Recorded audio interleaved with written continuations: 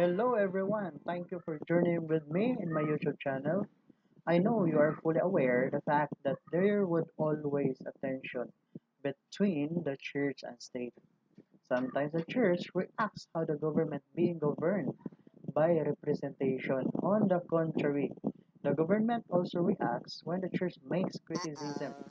Of course, we will not generalize since not all church members or churches are against or tend to react against the government. I guess the meeting point here to have a better understanding and would not result to encroachment of governance is to understand the principle of church and state.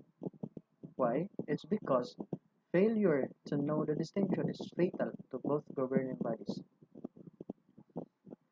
The 1987 Constitution of the Philippines declares the separation of church and state shall be inviolable under Article 2, Section 6, and no law shall be made respecting an establishment of religion or prohibiting the free exercise thereof. In the course of history, with the rise of liberal democracy and secular states, the union of church and state was replaced by, by the separation of church and state.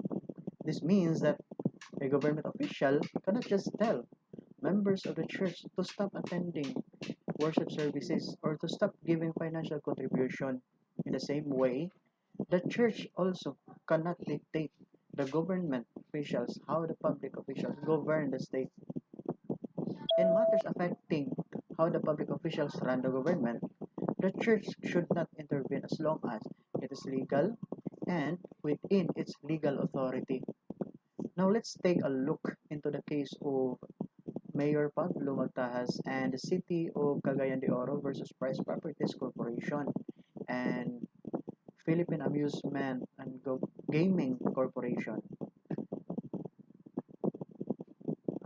There was this PD 1869 which created Pagcor to centralize and regulate all games of chance, including casinos on land and seas within the jurisdiction of the Philippines. It further explained that there are two kinds of gambling, illegal and authorized by law. Now, in Philippine law, the lawmaking power is vested solely to the legislative department.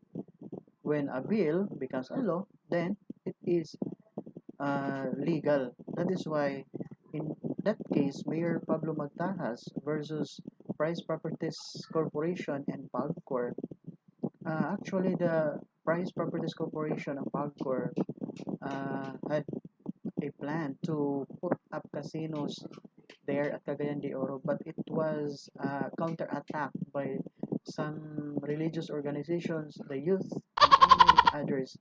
It's because, accordingly, uh, it was illegal and it contradicts to the city ordinance passed by the LGU, disallowing the disallowing any gambling in Cagayan. But according to this PD 1869, when it is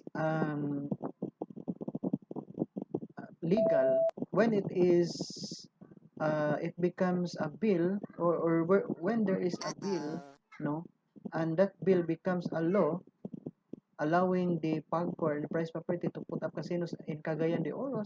So there is no other reason that the LGU and some other religious organizations um,